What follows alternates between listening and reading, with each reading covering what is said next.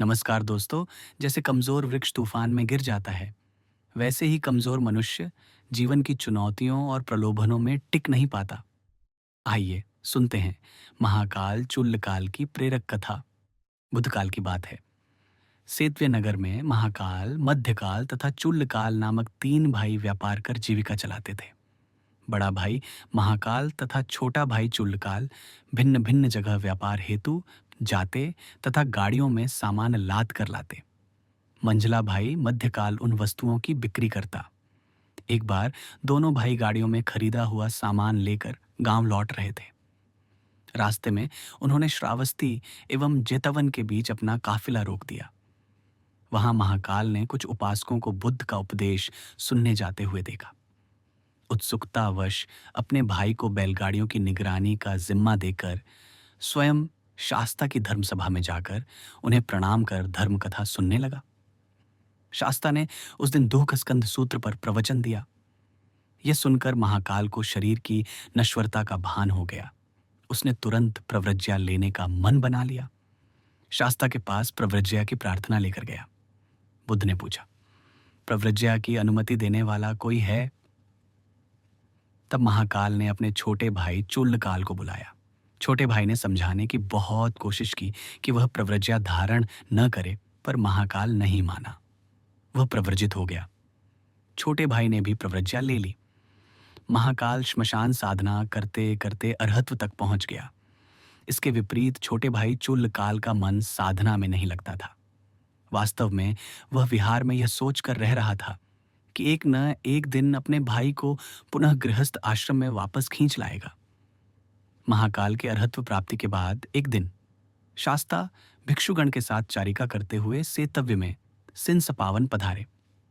चुल्लकाल की पत्नियों ने जब सुना कि शास्ता भिक्षु संघ के साथ सेतव्य पधारे हैं, तो उन्होंने चुल्लकाल को पुनः गृहस्थ बनाने के लिए एक योजना बनाई। शास्ता और भिक्षु संघ को भोजन दान के लिए आमंत्रित किया गया। व्यवस्था ठीक है या नहीं, यह देखने के लिए चुल्लकाल को पहले भेजा गया। लेकिन चुल्लकाल के वहां पहुंचने पर उसकी पत्नियां उसे तरह तरह के ताने देने लगीं, मजाक करने लगीं तथा वस्त्र खींचने लगीं। उन्होंने चुल्लकाल का चीवर उतार दिया और उसकी जगह उसे सफेद वस्त्र पहनाकर विहार भेज दिया।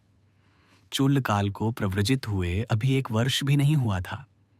उसे बुद्ध, धर्म एवं संघ में कोई विशेष श्रद्धा नहीं थी, अतः उसे चीवर छोड़ने में कोई संकोच नहीं हुआ।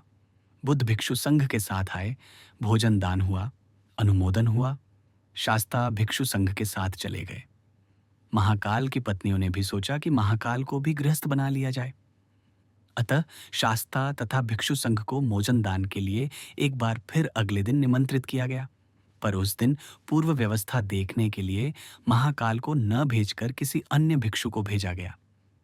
उस भिक्षु ने वहां जाकर व्यवस्था देख ली। महाकाल की पत्नियां वह सब कुछ नहीं कर पाई जिसे चुल्लकाल की पत्नियों ने किया था। चुल्लकाल की 2 पत्नियों थीं और महाकाल की 8। महाकाल की पत्नियों ने भोजन दान के उपरांत शाक्य मुनि से आग्रह किया कि महाकाल को भक्तानुमोदन के लिए छोड़ दें। शास्ता ने इसकी स्वीकृति दे दी और भिक्षु संघ के साथ स्वयं विहार के लिए निकल पड़े। गांव से बाहर आते ही भिक्षुओं ने बुद्ध से प्रश्न किया, आपने जानबूझकर महाकाल को छोड़ दिया या अनजाने में ही वह छूट गया? चुल्लकाल का अनुभव उनके मन को कचोट रहा था। उन्होंने कहा, बनते, महाकाल एक सीधे स्वभाव वाला शीलवान भिक्षु है। संभव है उसके परिवार वाले उसे पुनः गृहस्थ बना दें।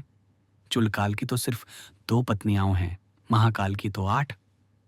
शाक्य मुनि ने रुककर भिक्षुओं को समझाया, तुम चुल्लकाल और महाकाल को एक जैसा मानकर गलती कर रहे हो। चुल्लकाल और महाकाल दोनों एक जैसे नहीं हैं। चुल्लकाल तो विहार में रहता हुआ भी सदैव गृहस्थ जीवन का ही चिंतन किया करता था। वह इस प्रकार व्यवहार करता था जैसे वह नदी के किनारे का एक दुर्बल वृक्ष हो जो जरा सी हवा के झोंके से उखड़कर गिर सकता है। दूसरी ओर महाकाल प्रवज्ञा लेने के बाद गृहस्थ जीवन को एक बाधा के रूप में देखता रहा है। वह तो एक चट्टान की तरह है जिस पर किसी भी तूफान का कोई असर नहीं पड़ता। उधर महाकाल की पत्नियां भी चुल्लकाल की पत्नियों की तरह पति के चीवर बदलने की कोशिश करने लगीं।